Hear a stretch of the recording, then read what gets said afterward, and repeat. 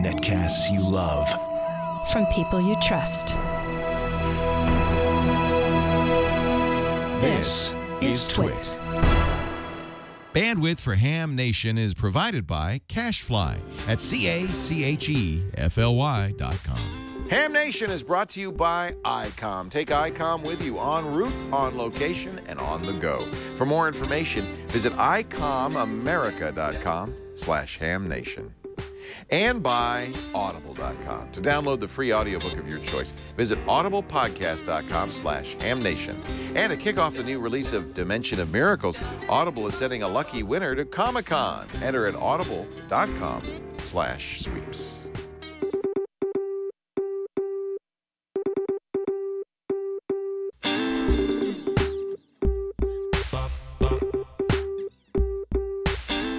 This is Ham Nation, episode number 92, April 3rd, 2013. AES SuperFest and Smoke&Solder.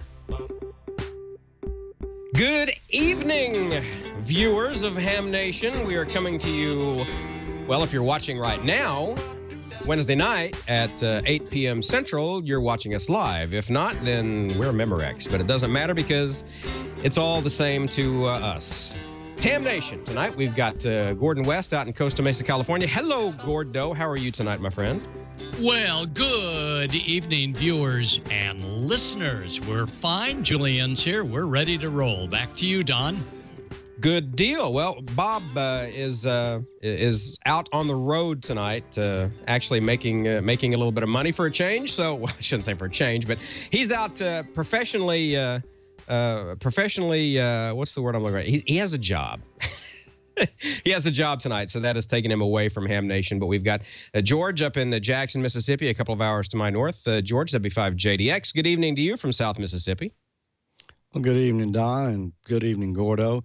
Nice to be here again tonight. The weather's turned a little chilly. Boy, it was nice and warm yesterday, but rainy and cold here all day today. Yeah, same here, too, and very windy. We had some pretty vicious weather down in the Gulf earlier today, what was called a wake depression, a low-pressure system with almost like some 70, 80-mile-an-hour winds that caused some damage around Mobile, Alabama. If you remember, the cruise ship that had its plumbing issues out in the Gulf was actually torn away from its moorings today and was pushed into a cargo ship out in the river by Mobile. So we had some pretty active weather around. But we'll have Cheryl, K9BIK, from up in Illinois to man the chat room a little bit later on. Let's go ahead and get into the show because we have got a lot to talk about tonight. First of all, we want to talk about the 100th show that's coming up in just a few weeks at Dayton. Now, I'm not going to be able to make it, unfortunately. I'm on an every other year for a schedule for Dayton now. But, George, I believe you're going to go. I know Gordon's going to go. Bob's going to go. And the Viasat Speedy demo trailer is going to be there to uplink Ham Nation to Leo's Tech Guy show on Saturday. And that is a cool thing. If you hear Leo Laporte on his weekend radio show, 170 some odd stations all around the country, and it's going to bring, and Canada as well, and it's going to bring Ham Nation and Ham Radio to all of those listeners. And that is a huge deal. And George, I know you're excited about that. I am really excited about that, Don. And yes, I will be there again this year. Boy, what a great time. And, you know, I've got a special award this year there. So really kind of shocked me. So I can't miss it. Yeah, Special Achievement Award. And it does not go to, there's not a more deserving person out there. I mean, you do so much for ham radio with this show and with the Amateur Logic TV. And, of course, Smoke&Solder is easily, far and away, the most popular segment on Ham Nation. And, man, I tell you, we are so pleased and proud to have you. And Gordon, of course, you're going to be out there with your books and everything else that you do. And you do so much for ham radio. And, man, everyone, there's no one that's taught more people ham radio than Gordon West, that's for sure. And I know I got my license because of your books. And we just appreciate you, Gordo. We love you. We really do. Well, I appreciate that, Don. And Julian is going to be there with his video camera, so we're going to have a great time in Dayton. Back to you. We actually love Julian, too, but I'm not exactly sure why. Why don't we just go ahead and jump right on? I kid because I love. Now, let's go ahead and jump right on into short shots, Gordon. You've got some things to show us tonight. Go right ahead. All right. And we want to say that this coming weekend is also the AES SuperFest in Milwaukee. Cheryl is going to be there representing Ham Nation. Unfortunately, I'm on a video shoot with Julian, so we won't be available, but Cheryl will. So be sure and stop in at SuperFest on Friday afternoon and all day Saturday. Win some of those great prizes and say hi to all the major manufacturers that'll be attending SuperFest Milwaukee this weekend. And look over my shoulder. Don, KE6BXT, Mr. Amateur Television Network, Mr. ATV, switched me from a cathode ray tube over to a LCD panel. Yay. And now you folks don't have to watch the flicker. So, yeah, no more flicker. No more flicker. Nice. And more good news. Oh, he's on there now? Oh, man, there's always something. Always trying to steal the show, but he deserves the credit. He did a good job on this. Radio Club of America also coming to the Dayton Hamvention. And, you know, Radio Club of America, their vice president a few years ago, Martin Cooper, 40 years it's been since he developed one of the first mobile portable phones. That's right. Thanks to Mr. Cooper, we now have affordable cellular and all sorts of great phone apparatus. He is winning a huge, prestigious award, and that is the Marconi Prize to be awarded to longtime RCA member and former Vice Club President Martin Cooper. So, Martin, congratulations, and thanks for bringing us these great mobile telephones. I remember back in the old days, IMTS. Well, back in the old days, we didn't have half the problems that we've got now. And probably our biggest problem, I really hate to bring this up to you viewers and listeners, our biggest problem is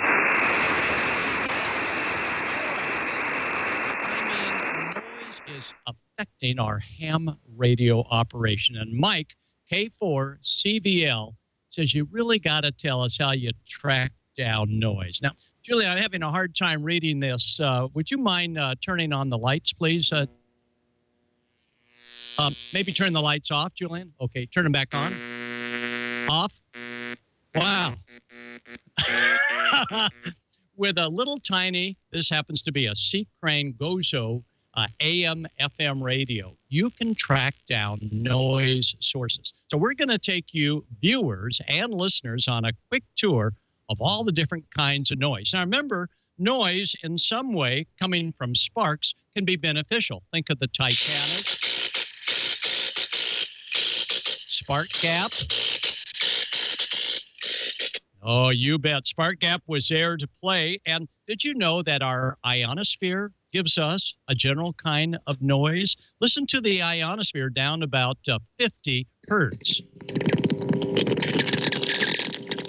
That's called spherics. So we know that there's all sorts of noise out there that comes over our radio dial. And for those of you down south next to Don's area, did you know that lightning can generate noise? Take a listen to this good lightning crash. Listen how long it takes for the AGC of the radio to recover. Here we go. Ready? Tuning into lightning. Wow. So noise is all over the place, and if we could go ahead and roll a little bit of video, and we're going to start off with an antenna that we put in the backyard. This is vent antenna. That's a great shot of it. And here's the noise that it picked up. Here, Portland, Oregon. So good to hear you there, over. Actually, it was not bad at all. So our little vent antenna out in the backyard was not affected by noise. Now, Brian, he's taking a good look up there. Yeah, so if you got an antenna that is not real close to noisemakers, it's probably going to do fine on 20 and 40 meters and some of the other bands. Let's now go to the next shot and take a look at a classic installation. This is Joy, K6JOY, and she just put up solar panels in and around her 5-band trap vertical, and this was her reception of the time signal. WWV. So we said, Joy, no, you've got to take your HF antenna and put it at least 30 feet away from the solar panels. It's not the panels creating the noise, but rather the controller. So once she did that, yeah, reception. So that is a form of noise that we need to watch out for, and that is the controllers of solar panels. And let me show you a real kludge. This is I won't tell you where it came from, but this particular one is extremely noisy, and we got almost a quarter-mile range from this solar panel controller. Okay, Brian, back to shots. Good job on coming that one. Oh, there's your source of lightning. And again, a good receiver tuned in will pick up lightning strikes. And there's some right there over Don's house. You hear it? Yeah, shake out his antennas. All right, next shot. So lightning's always out there, and that is a form of noise. And let's go to the next shot, Brian, and see what we have here. And these are, as you see in the shack here, the light strips, and the light strips are absolutely quiet until you add this device right here, and that is the dimmer. And when you turn on the dimmer, it's not the light strips making noise, but rather the pulse width modulation that's making the noise. All right, let's now take a listen to additional noise and see if you can identify this. Here we are at Quartz Fest, where out in the desert should be nice and quiet. And what do we pick up on HF but this noise? Sounds like Morse code, doesn't it? Any idea what that is, folks? The chat room is lighting up. It is, that's right, a Danfoss controller on many of the RV refrigeration systems. So next time you go to a big RV rally and you're picking up what sounds like Morse code, not to worry. Just find a new place to go, because it'll be impossible to try and filter out all this dots and dash sounding noise coming from controllers. Oh, yeah, you can add filters, but not on your radio. They go on the noise source itself. Okay, next shot. Let's go to the Consumer Electronics Show. And we were there with our little noise sniffer. And what we found out is the televisions have their own unique kind of noise. Turning on a new plasma television. That's plasma TV noise. And some are worse than others, but the plasma televisions give off noise, whereas the LCDs are not too bad. All right, next slide. Now, where does noise come from? Well, you stand 90 degrees. That was my fault, Brian. I did that. Here we have a telephone pole. This is what it's like in Don's area after the hurricane comes through. Wow, that was a quick fix. Anyway, the top two wires, 14 to 17,000 volts. Those are not real noisy. The three wires down there are your 234 volts, and then you got cable television wires, and you see Julian's place. We're taking a little bit of cable TV without them. No, actually, that's my house. Okay. Anyway, those are not problem poles, so you probably will not have a noise source there. Next one, please, Brian. And yeah, how about the new power meters? And again, oh, there we go. Good catch, Brian. The power meters are quiet. There's no noise. You can take your receiver right next to a power meter, and you're not going to hear noise. So don't blame the new power meters. They do not generate excessive amounts of noise. All right, let's go to the next one. And the next one is solar. And again, it's not the solar noise from the solar panels, but rather from the controller. See the controller just to the right of the white garage door? Here's what it sounds like. Hear those spurs right there? That's coming directly from the controller. And that's our neighbor across the street.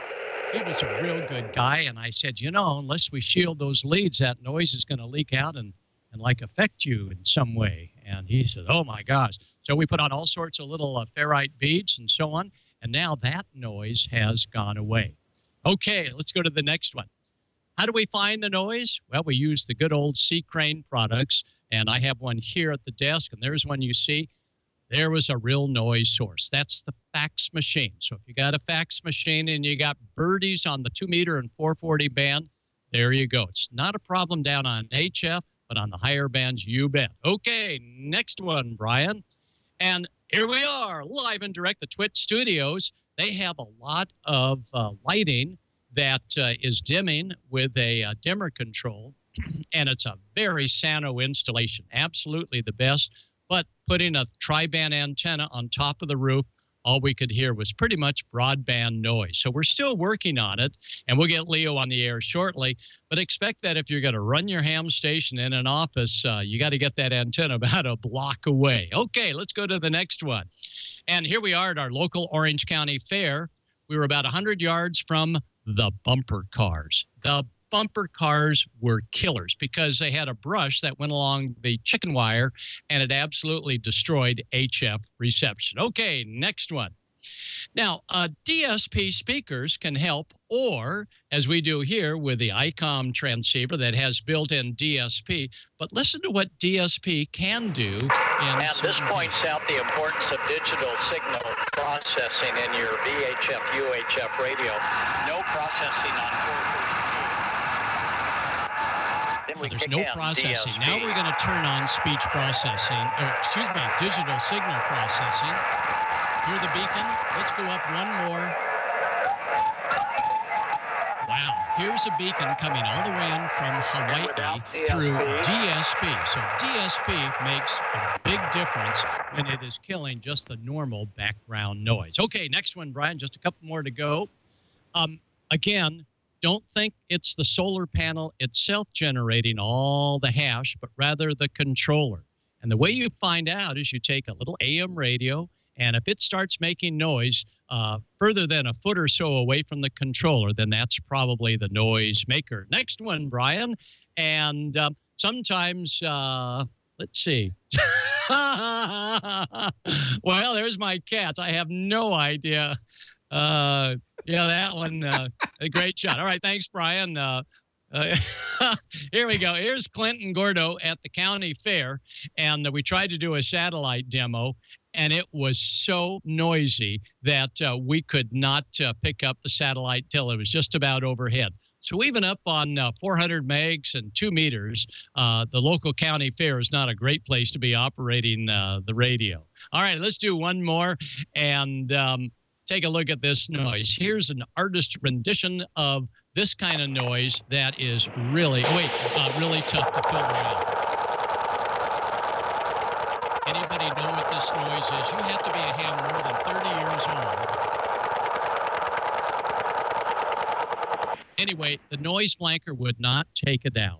Back 30 years ago, they get it yet, Julian? The Russian woodpecker making that noise. But here's what a noise blanker can take out.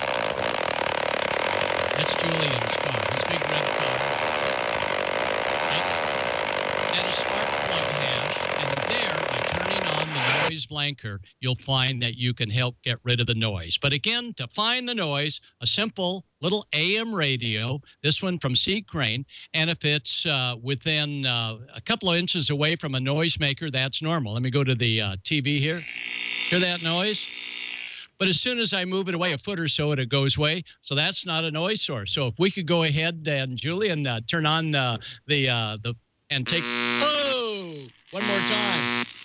That's a killer. So anytime you pick up a noise with a little transistor radio in between AM frequencies more than about a foot away, that's your source of noise. So clean up the noise, and we'll hear you on the bands later on tonight on 40 meters. So, Don, that was your tour of noise, and now back to you, and then Julian is ready to take over from here. Go ahead, Don. Always just the most interesting stuff coming from you. And I'll never forget the time you were in New Orleans when you did the presentation and you put the 110 through the pickle with the CW key. And if I'm telling you, if you've never gone to one of Gordon's things, his stage presentations, and watched him do CW through the pickle, that's just you haven't lived until you've seen Gordon cook the pickle. That's just hilarious. Thank you, Gordon. We appreciate that. All right, Julian's video. It all starts with the microphone. Let's go ahead and roll that now, Brian. In this video, we're going to discuss microphones and mixers.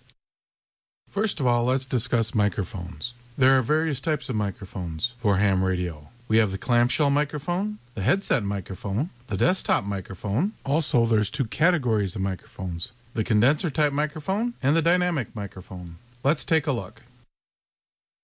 This is your standard clamshell microphone. Microphone that's found on most radios, HF and VHF, typically used for mobile use Most people will start out with this type of microphone in a bass operation, but not a whole lot of frequency response. Good audio for what it is. Now this is the typical microphone that you'd find on a Bluetooth headset or a boom headset mic. Very common for mobile use.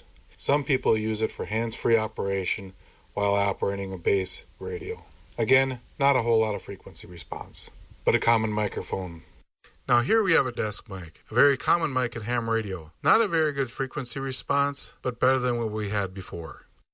Now here's a Shure SM57 microphone. Another common microphone used in bass operation with ham radio. Has a pretty good frequency response. Some hams are starting to use these type of microphones for bass operation. Now here is the Heil PR20. This is the microphone that I use for bass operation. It's got a very good dynamic range and has what I call smooth audio. Now I'm going to touch on just briefly mixers. Mixers allow you to bring the audio into the device and then customize the audio before it goes into the radio itself. It can increase your highs and your lows, and even in the mids. A mixer has several advantages for inputting to the radio, namely to have more than one microphone or one microphone setting. So there you have a quick overview of what microphones sound like. There's different microphones for different applications. Your application may vary. Some microphones are for convenience, and some microphones are for articulation. Hearing is believing. All right. And that was Dan, N9LVS, who also does our wiki for Twit and Ham Nation. So thanks, Dan, for sending that in. And we got another video, this time from Ryan Hanna. Now, Ryan doesn't yet have his call sign, but this Saturday that should change. So thanks to Gordo and everybody else, that should be a good thing for him. The next time we see a video from Ryan, he'll actually have call signs added to it. Now, he does have a call sign of some kind. It's actually WDMG AM radio. And he's done us a Show Us Your Shack video. And this time, it's of his AM radio station. So, Brian, please go ahead and show that video. Hello, everyone at Ham Nation. My name is Ryan Hanna. Unfortunately, I don't have my calls yet. Getting them this Saturday, though. So, I really wanted to do a Show Me Your Shack video, but unfortunately, like I said, don't have my calls, don't have my license, which means I don't have my shack. So fortunately for me, though, I work at some radio stations down in South Georgia, so I said, hey, why not do a Show Me Your Shack video of my AM radio stations? Take a look. Alright, so a quick background about this radio station. It is a 5 kilowatt, 4-towered array antenna radio station. Now here's the, I guess you could say, center. It's number 2 tower, and over to the left is tower number 1. Sorry, it's a little sunny.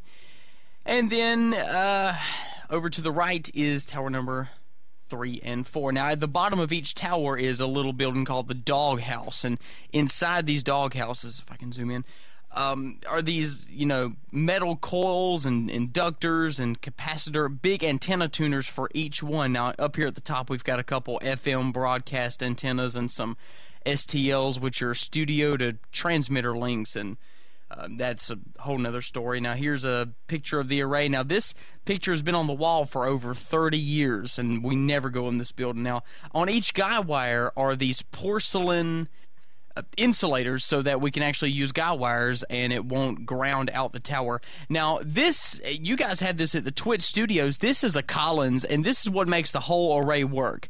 We hook all the arrays and individual towers up to this, and it delays it per tower, so we'd actually get the direction. And Bob has an antenna array kind of like this at his house. Now this is a antenna monitor that we monitor the array itself with. Now here we get into the good stuff, the transmitters.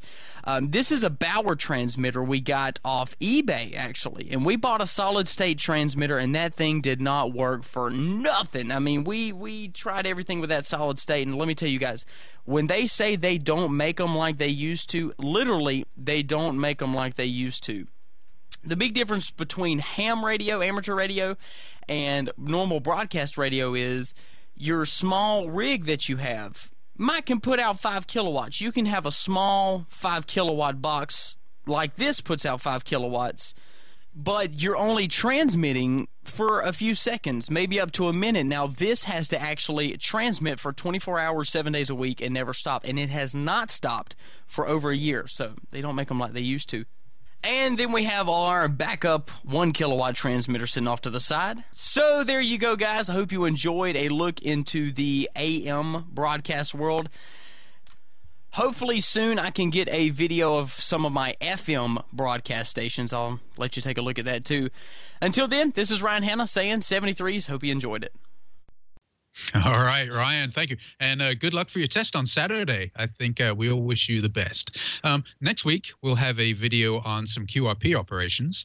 And if you want to submit a video for us, there's the address right there. If you go to frozenintime.com/guide, that'll get you to the video guidelines. And we do recommend that you look at those guidelines before you do any shooting, or at least before the editing of your videos.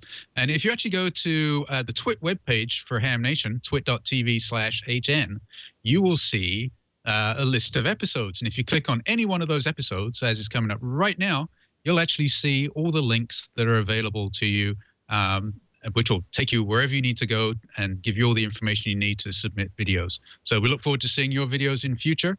And that's it for my section. So I'm going to pass it back to Don. By the way, Don, I think you got some competition there for voiceover work.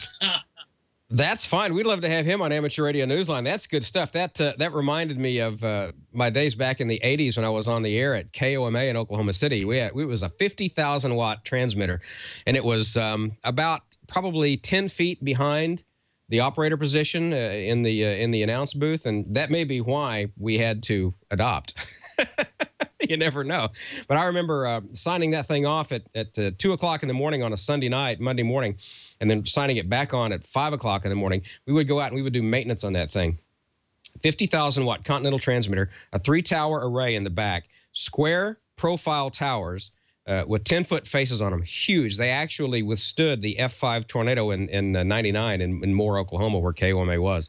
But I can remember it was about a 100-yard walk on the catwalks out there at 2 o'clock in the morning, carrying 8-foot-long fluorescent tubes. You get about halfway out there, and the RF would blink them on. I mean, just amazing. I love radio stations. Good stuff, Ryan. Congratulations on taking the test this weekend, and I know you're going to get that call sign. All right, let's go ahead now and hear from Leo Laporte, another radio guy. Leo has a word from Audible. Leo. Hello, Hambos. How are you? I came here to tell you about Audible.com, my favorite audio bookstore in the world, and I can tell you with great authority, I am an Audible fanatic. I've been a member since 2000. I started listening to Audible because I had a lousy commute. You know, I was going during the screensavers days on Tech TV from here in Petaluma to San Francisco and back, a minimum of 2 hours a day, sometimes 3 or 4, depending on traffic. And at first, it made me nuts. Talk about road rage. Audible, the cure for road rage. When I found Audible, I started listening to books. I went through the entire Master and Commander series of books. Oh, my, those are so good. The Patrick O'Brien, Aubrey Maturin series. 21 books. By the time I got through that, I started reading science fiction. And then I realized, wait a minute, I can learn, too. And I was listening to history and biographies. And I just, Audible's an education. In fact, my 18-year-old son, he's a little bit dyslexic, he doesn't like to read books. He says he falls asleep. When he discovered Audible, it is great. He listens to physics books, you know, about string theory and stuff, absorbs it. He's been listening to Richard Dawkins' books on evolutionary biology, and now he wants to be an anthropologist. Audible is a wonderful way to learn, to enjoy, to pass the time. Those times you can't hold a book in the car, at the gym, when you're walking your dog. I love Audible. Now, here's the deal. I want you to try it for free. If you go right now to audiblepodcast.com/hamnation, you can get a book free. It's so cool. All you have to do is sign up for the Gold account, but that first month is free. That means your first book, because you get a book a month, is free. Cancel in the first 30 days, you pay nothing, but the book is yours to keep forever no matter what. I think you're going to want to stick around. Audible apps on the iPhone, the Android devices. I have it here on Windows 8 Metro. It's just beautiful. And that's nice because it makes it very easy to scan your library, pick a book, listen to it. Just kind of like going to a library and pulling a book off the shelves, except they're audio. And by the way, I haven't mentioned this, but the best readers. For example, they wanted me to tell you a little bit about this new book that just came out called Dimension of Miracles, read by John Hodgman. You know his name. You probably know his voice. He was the PC and I'm a Mac, I'm a PC ads. Funniest guy ever. He flirted mildly with Miss Gibbon disagreed respectfully with Mr. You've seen him on Wainbach, The Daily Show. and spent 15 minutes with Mr. Blackwell discussing the outlook for the football giants. Toward the end of the day, he had argued with Mr. Seidlitz, argued vehemently, and with a total lack of knowledge. So the story of this book is kind of interesting. It came out in the 60s, was not very well known. Neil Gaiman, the fantasy writer, dark fantasy fiction, one of my favorite writers of all time, by the way. Highly recommend all of his books. They're on Audible. He's been doing a series of books for Audible of new discoveries, or his discoveries.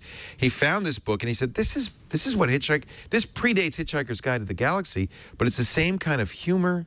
The character, Tom Carmody, wins an intergalactic sweepstakes and is forced to travel to various Earths, one after the other, in different phases and realities of the planet. I cannot wait to read Dimension of Miracles. I think you're going to enjoy it, and you can get it absolutely free, or this, or almost any book on Audible.com, just by going to audiblepodcast.com/hamnation. And to celebrate the release of this great new book, Audible's giving away a trip to New York Comic-Con 2013. It's coming up this October. How'd you like to win a trip for two to New York City, including a 4-night hotel stay and 2 4-day passes to Comic-Con? All you have to do is go to audible.com/sweeps and enter in your email address. That's it. You're entered into the drawing. You have to do this by April 12th. They'll announce the winner shortly after. Maybe you'll be going to Comic-Con in New York City thanks to audible.com.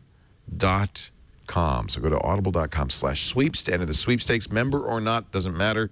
All you need is your email address. And if you haven't tried Audible yet, do me a favor, get that free book by going to audiblepodcast.com/hamnation. I've got 2 assignments for you, all right? And now we take you back to the wacky antics of my favorite hams. Back to you guys. Hey, now. Thanks, Leo, and thank you for having us here on Twit, and thank you to Audible. Do we have some Show Me Your Shack slides? I got so engrossed in Ryan's radio station stuff. Do we have some amateur radio Show Me Your Shack stuff? Is Gordon doing the Show Me Your Shack, or are we done with that? There we are. Show me your shack, Gordon. That's it. And now here's Brian with Shack Shots. Oh, and we got to narrate them. I can do it. I can do it. Hallicrafters. That's Hallicrafters. That's good stuff. That is a wonderful Hallicraft. Jump in, gorgeous. George. Help us out, buddy. That's Hallicrafters. That's gorgeous. Next one, Brian. Chicago Bear fan, apparently. Yeah, that's a nice install. All right. That's beautiful. Wow. Oh, look at that. Let's see. I'll call it serious. What do you call it, Don? Yeah, that's gorgeous. That's vintage gorgeous right there. That's what that is. D104 mic, lollipop mic. George, what do you think? Yeah, it's a D104 on a stool and a lot of other gear that looks really nice, but I can't identify it. Some of it I can't either. I can't get close enough to it. That's good stuff. It's a national radio, I think. Yeah, yeah. It's beautiful. Yeah. Flashlight. Love that stuff. That is great. Ooh, that's nice. FT101, maybe E. Collins receiver. Johnson. I love that stuff. Nothing like the smell of old radios warming up. Exactly. You don't get that with solid state stuff. Oh, that's pretty. Look at that. That's gorgeous. Get in tight on that. What is that? There's the W2IHY box, so he's got good audio. W0RQ. I was watching a YouTube video yesterday of some guy tuning up an old 55-year-old radio and making CW contacts on it, and it was fascinating. Absolutely fascinating. I forget where I found that, but came across it on YouTube. It's gorgeous. Oh, the Queen Mary, W6RO. There you go. Queen Mary's on the air almost every day, thanks to the volunteers that head on down there. And thanks to the Long Beach Amateur Radio Club and all of the folks. Julian's going to be doing, by the way, some videos of the Queen Mary, I understand. All right, Brian, is that it for Show Us Your Shack? That's all the pictures. Okay. There we go. And we apologize if that was your shack and we didn't have a full description and your call sign. We'll blame it on, I'm not sure. So, Don, why don't you take full responsibility? Here's Don. Well, it wouldn't be the first thing I got blamed for today. I'll tell you that. That's for sure. And that's good stuff. I'm looking forward to maybe seeing some vintage stuff. The New Orleans Ham Fest is this weekend, so I'm going to that. It was a toss-up between the car show or the New Orleans Ham Fest, and since we do 2 car shows a year, I'm doing the Ham Fest. All right, it's time for the news with Amateur Radio Newsline, and here's my evil twin, Lon. From Amateur Radio Newsline Report, number 1859, these are the Ham Nation headlines for Wednesday, April 3rd, 2013. Following up on a story we brought you last week, some good news for a ham radio operator in New Zealand who was being hounded by a neighbor to take down his antenna because she said it interfered with her view of the surrounding landscape. The town council says the antenna can stay.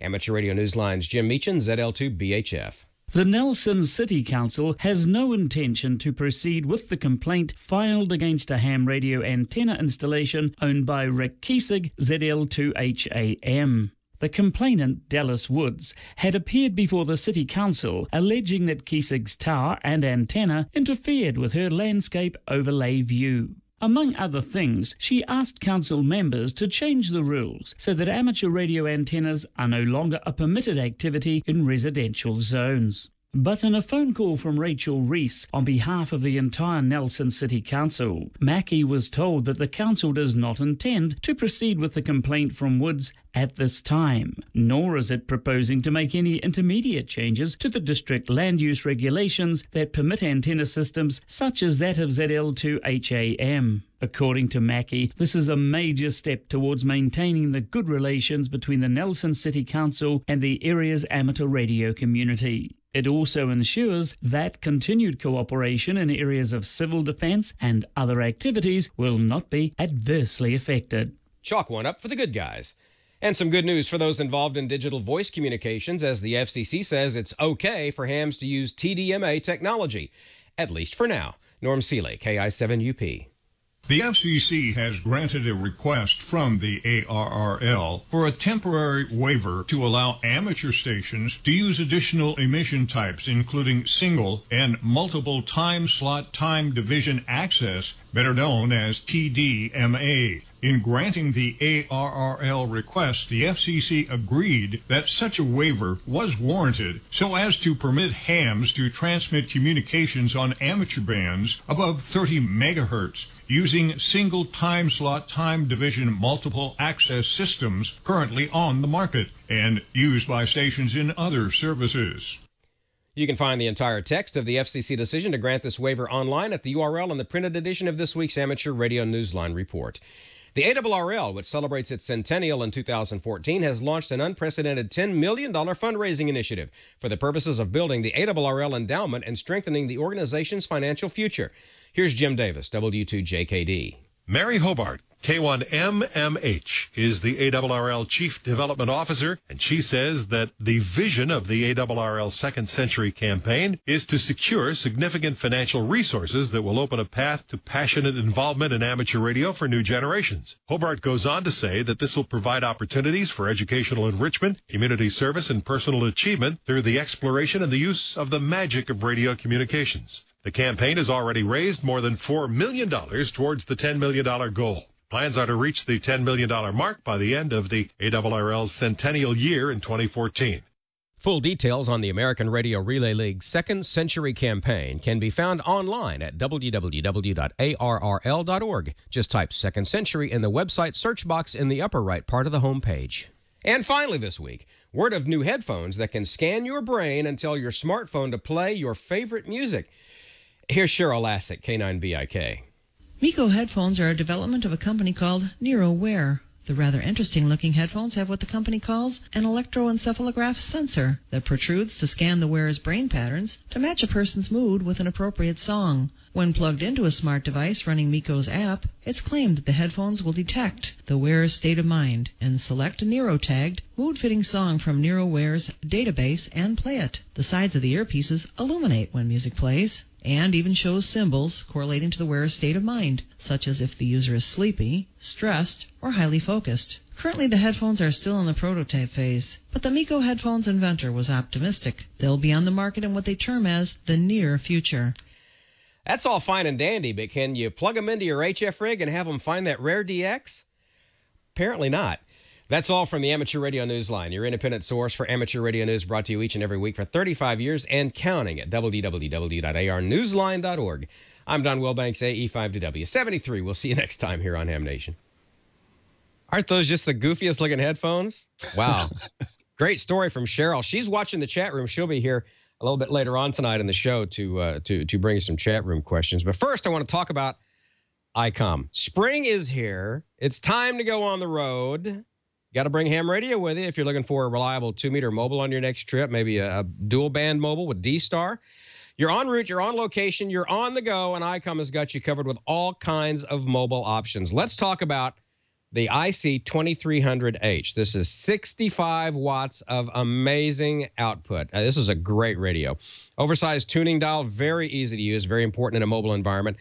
Huge, bright alphanumeric display, has 3 backlight options, built-in CTCSS and DTCSS encoder decoder, as you would expect. 4.5 watts of loud audio. If you've got a Jeep or something and you need something that is loud, this would be the perfect radio for that. 207 memory channels, multiple scan options. I mean, just absolutely amazing. Another rugged radio, the ICV8000, 75 watts of output power. Rugged die-cast aluminum chassis. Again, another great radio for an off-road vehicle. Fast memory channel scanning, has dynamic memory scan. Complete radio control in the palm of your hand from the microphone. Got a control mic, and you can customize the backlight. Weather scan alert. That's an amateur radio first. If you're looking for D-Star, check out the 880H, the ID880H. 50 watts, 3 power settings, VHF, UHF, dual band functionality, 1 band at a time. Simple band switching system. This is a great radio. Good menu structure. It's easy to program. Large display, backlit buttons, sturdy knobs, easy to operate again in a mobile environment. These are all mobile radios. Over 1,000 memory channels. And you can get the free programming software available online. You know the ham radio mantra. If it's free, it's for me. It's free. The IC2820H mobile is the D-Star upgradable and GPS capable with the UT123 unit. Again, 50 watts output power, both VHF and UHF. True dual watch receiver, 2 bands simultaneously, even within a single band. So you can do VHF, VHF, UHF, UHF, or VHF, UHF. One touch reply function. Huge LCD screen. Look at that. Look at that gorgeous screen. Great for finding other stations with the band scope function. The features practically multiply with the DV mode with GPS alarm location tracking. I can't tell you all the things these radios do, but make sure you visit icomamerica.com/hamnation. You can find more information on ICOM's line of HF, VHF, UHF radios, all great for your on-the-go summertime travel activity. While you're there, enter ICOM's weekly drawing. ICOM swag up for grabs, like T-shirts and hats. You see that red ICOM hat behind me. Learn how you can win monthly grand prize drawing for a free ICOM radio. It's icomamerica.com/hamnation. The official rules are there. All of ICOM's previous drawing winners are there. You could see your name very soon. And I understand, George Thomas, that there is a ham radio from ICOM up for grabs by going to icomamerica.com/hamnation. Tell me all about that, please, sir. Okay, Don, I'll tell you all about that. You know, you can go there after each episode of Ham Nation. That's icomamerica.com/hamnation. And you can register for the weekly swag drawings that'll be going on there. But when you do so, you're also automatically registered to win a free radio. And in March, ICOM gave away a, what was that one? I think it was an IC23H. It was an ICOM, George. It was, yeah, an IC2300H. Went to Gary H, WR1U. So congratulations, nice. Gary. And for the April drawing, we've got a nice one here. This is going to be the new ID51A, the feature-packed dual-band, dual-watch D-Star handheld that extends coverage, display, and capabilities without sacrificing size and usability. You know, that's the one that just, that's the one they just came out with. I want it too. You know, it's got that automatic repeater lift-up function, and boy, just a ton of great features in there. The ID51A, built-in GPS, it's already there, everything, yeah. Yeah, if you're looking for a new handheld and you want something that's really got the features in it, I don't think you'll find anything that does more than the ID51A. So drop by icomamerica.com/hamnation and register after this episode of Ham Nation. Who knows, you could be the lucky winner. And let's get on into Smoke and Solder now. This week, we're going to continue with our build of that AM transistor radio kit But we're going to talk a little bit about testing and how our audio stage turned out. So, Brian, if you'll roll the tape. Tonight on Smoke and Solder, we're going to continue with our Build at Home series with the AM/FM radio kit from parts-express.com. It's part number 320084. Last week, we built the integrated circuit audio amplifier stage. This week, we're going to do a number of tests on that to see how it performs. What we're going to do first is measure how much current this is drawing to make sure that we don't have something shorted out and that everything seems to be in the ballpark. First thing you need to do is set up your meter to read current, and usually that means changing one of the leads to a different position. And I'm going to put it down here to 200 milliamps because I don't expect it's going to be more than that. And according to the book, we need to connect the negative terminal of the battery. We'll turn our power switch on. So what I'll do now is I'll put one lead of my ammeter here on the positive terminal of the battery clip and the other lead on the positive terminal of the battery. And it says I have 2.9 milliamps. If I've got more than 20 milliamps, turn it off immediately. But the current should be less than 10, and it is. Now next we'll do the output bias test. For this we'll put the battery in the holder. We'll switch our meter back over to reading voltage. And we should put it on a scale that can read 9 volts. So I'm going to put it on the 20 volt scale here. The ground lead needs to connect over here to test point 15, the one way over by itself. And the positive needs to go to test point 1. We've got 4.3 volts. And the reading we expect is anywhere between 3 and 6. We're going to need an audio oscillator that can put out 400 hertz. Fear not, if you don't have an audio oscillator, you should be able to download an audio generator program from the internet and use the sound card of your computer to generate the tone for you. We'll also need a volt-ohm meter, and what we're going to do here is connect up the oscillator and the meter. The grounds will both go here on test point 15, which is ground, and our input coming from the oscillator will go up here on test point 2, which is the input to the amplifier, and the output voltage will be measured here on test point 1. Now we've got a problem already. We don't have any tone going into the unit yet, but we're measuring a voltage. We're on AC on the 10 volt scale, and we're measuring over 4 volts here. So this Simpson 260 meter is not going to work in this circuit. Because there is a DC voltage present at test point 1, that's going to throw off our measurements. It's not going to show just purely the AC voltage measurement there, so we won't be able to use this 260. We'll have to move to our digital meter. So far, so good. Really no signal there. Now let's turn up our oscillator. And normally you would do this test with 1,000 hertz, but your meter may not be able to read 1,000 hertz, so they suggest using 400. My oscillator here has 420 on it. So let's turn up the volume here, and we should turn it up till we get 1 volt. There we go, 1 volt. Now you can hear that tone in here pretty loud, so you'll just have to bear with me on this. Now we leave the audio generator at this setting, and we move the positive lead of our meter over to jumper 3 and measure the AC input voltage of the amplifier there. Jumper 3 is right here. That's so low we can barely measure it. So let's move down to the 200 millivolt scale, and we've got 6.5 millivolts. So we'll write down our voltage here, which is 0.0065. Now we'll calculate the AC voltage gain of the amplifier. And to do that, we take our output voltage, which is 1 volt, and divide that by the input, which was 0.0065, and that gives us 153.84. Now we expect it to be in the range of 100 to 180 here, so we're right on with this test. Now let's move on to the AC bandwidth. For this, we're going to need to add an oscilloscope into the mix. If you don't have an oscilloscope, you'll have to come up with a creative way to measure this. Now we're going to measure the audio bandwidth of this unit. They call it AC bandwidth, just to see how wide a frequency response it has. We'll need our audio oscillator still, and this time we're going to put it on 1 kilohertz. Now I'm using a stepped oscillator here. It's not continuously variable, so that might limit what I can do somewhat, but should give me a general idea anyway. So we'll connect an oscilloscope up this time. Ground goes to test point 15 as before.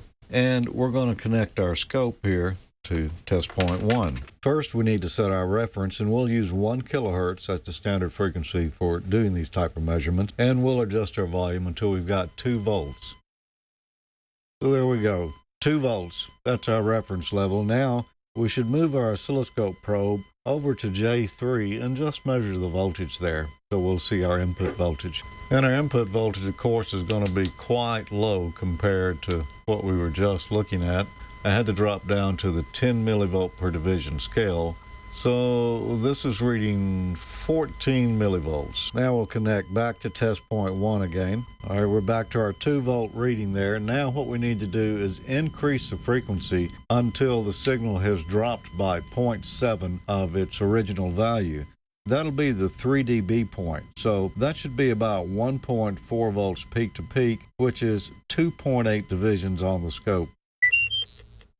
As I mentioned earlier here, my oscillator is stepped. It's not continuously variable on frequency. This is as close to 2.8 as I can get. That's actually 2.7. Well, what I've got here is 64,000. That is very high. Wow, man.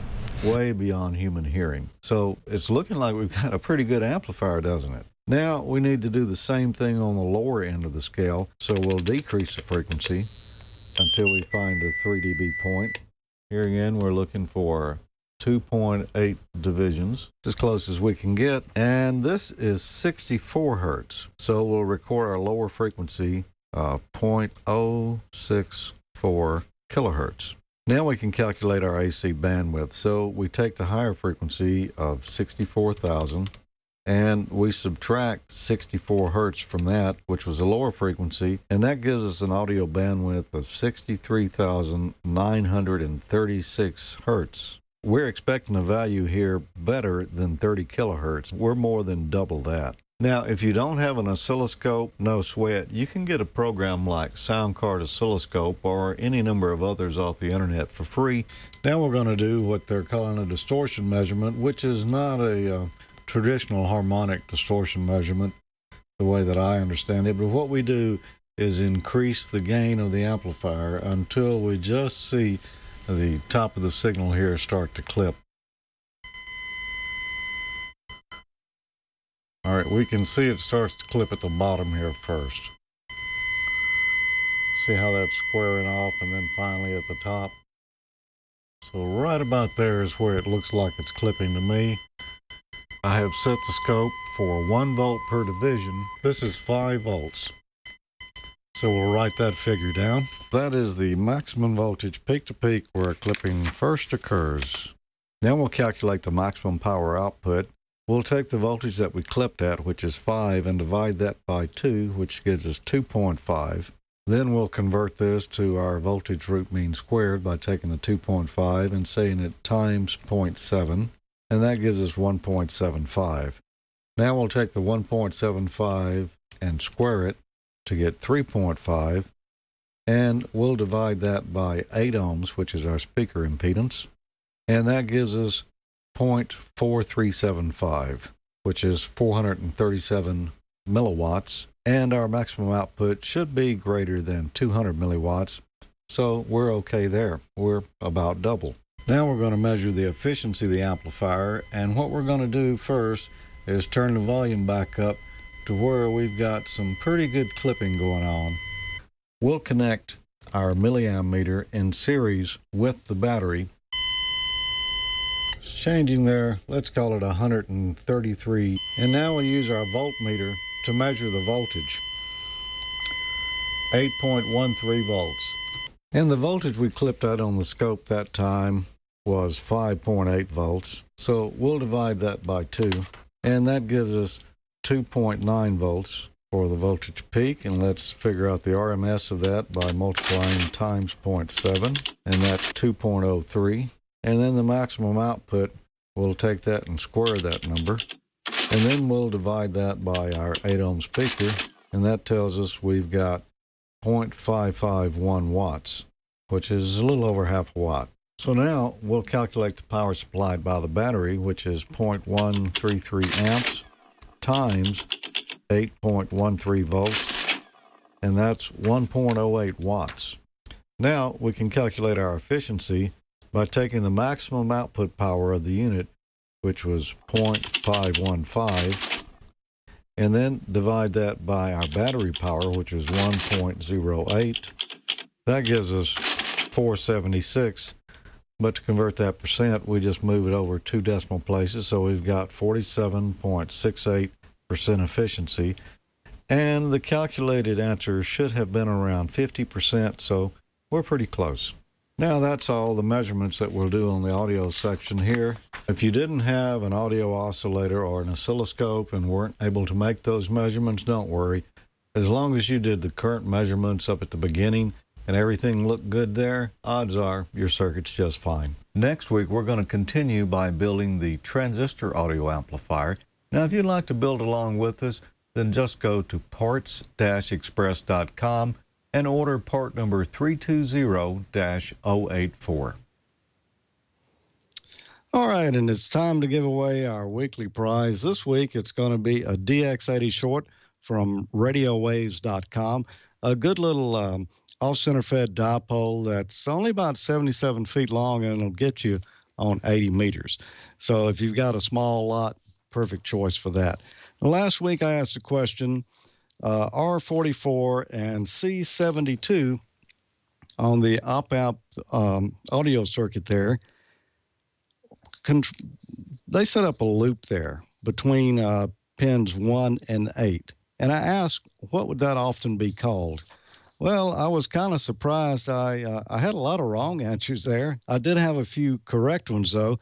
And the winner was Dale Calchert, WD8MHM, and he said they form a feedback loop. So congratulations, Dale. You won this DX80 short from Radio Waves, and we'll be sending that out to you this week. And for next week, we've got another prize here from MFJ. This is, what do they call this? The MFJ Universal Belt Clip. And it's just a little pouch there that you can snap on your belt, and it's got a safety strap there to fit any kind of handy-talkie into.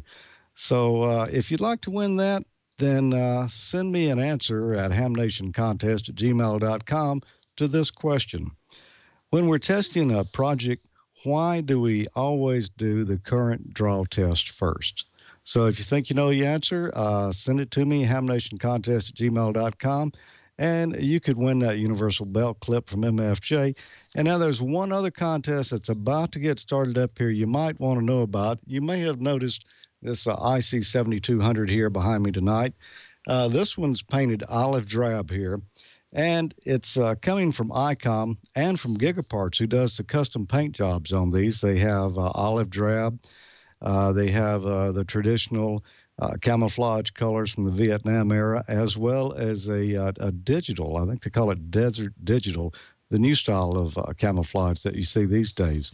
So we're going to be giving that away over on Amateur Logic, and thanks to ICOM and Gigaparts for that. And Gigaparts is also going to be throwing in a DX80 antenna and some Masterant guy rope. That's some real nice looking stuff. And MFJ is going to throw in a power supply and some coax cable and a portable HF antenna. So that'll be coming up soon. We'll be talking more about that in the next Amateur Logic. Should be out around the 15th of this month. And that's going to be a field day contest. So someone is going to win this in time for field day. So just check back with us later for more details and get your entry in on that. And Don, I think, boy, it's been a full show tonight. I'm going to turn it back to you and see where we go next. Absolutely. Yeah, it has been a full show. That's a great radio. That'd be a perfect radio for field day. Very rugged. It's made for outdoor use. That's why the Boy Scouts of America use it in their Go Kits. Let's see if Cheryl is around. We'll have time for 2 or 3 little chat room questions. Cheryl, are you there? Hi, good evening, everyone. Hi, Don. Hey, good to see you. Good to see you, too. And hello, George, and hello, Gordo. You know, I really have a couple things. How many minutes do I have so I can kind of stick to the plan here?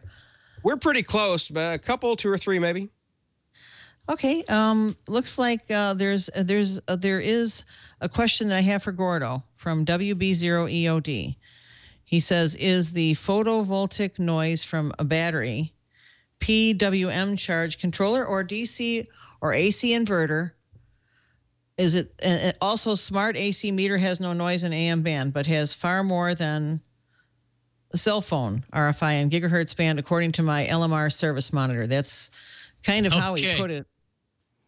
That's a good question. And what we've seen with our little C crane receiver is that it comes right out of the controller, and it's probably PWM, pulse width modulation. It's a chopping circuit, and you can definitely hear it. And what we do, Cheryl, is we add these little filters, and they're snap-on filters, and many times that helps resolve the problem. Very good. Thank you. Thank you for that. And now I want to just say that that was such a great job on those videos that Julian had and he put together, and the Show Us Your Shack.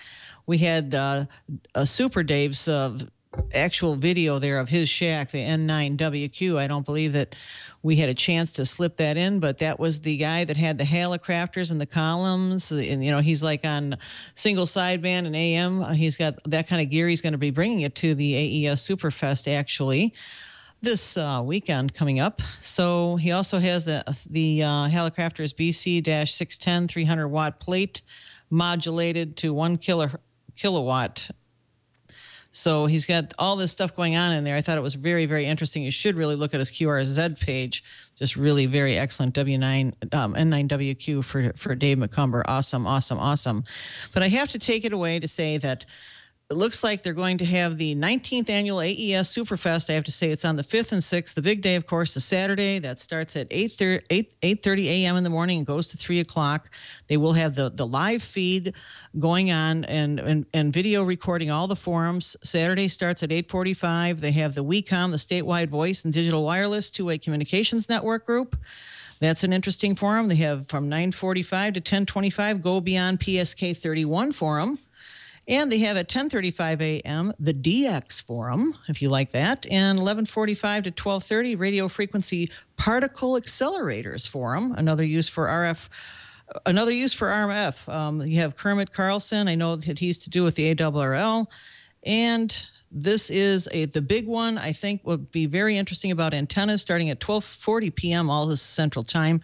It says, I've got this space, now what? And it's all about antennas. So a lot of people always want to know more about antennas. And I think there's actually a fox hunt workshop early at 9 o'clock to 10 o'clock a.m. And I will be there for the Ham Nation booth representing all of us, guys. And this is the Ham Nation card that you can actually get when you're there. I'll have some of these for you. And it has some interesting information in the back. I don't know if I'm holding it close enough to the camera, but there's that. And of course, my new QSL card, the very first one I've ever had, right here. This is the one that you can get right here. This is my QSL card. It has the little things on the back, which you can get one of those too. So, and the big deal of the day is I am going to be raffling off at no charge. So all you have to do is drop your name in the box to get the mystery antenna that I actually run on my own station on 75 meters that I get great signal reports on. It is a kit that was donated to me by Phil, and that is AI4 Delta Quebec. He gave that to me to put together, and it is a W5GI mystery antenna. Everybody wants to know about it. You could type in W5GI. He's the one who developed the antenna. It's spectacular. It is totally stealth. You can hardly tell it's in the yard. I have it up a flat topped with a center fed. All you have to do is provide your own Balun, a very good Balun, maybe Radio Waves, maybe DX Engineering are the two that I recommend, and a great ground, and you're set, and you'll be up on the air in no time, and you just need a high microphone, and you're ready to go. And that's all that I have to say tonight. Thanks for everything, and come and see us up in Milwaukee at AES Superfest, and I'll be looking for you. Step by and say hi. K9LPK will be there, and one of our viewers also wanted to help out with the booth, so that'll be just great. So take care. 73 from Northeastern Illinois.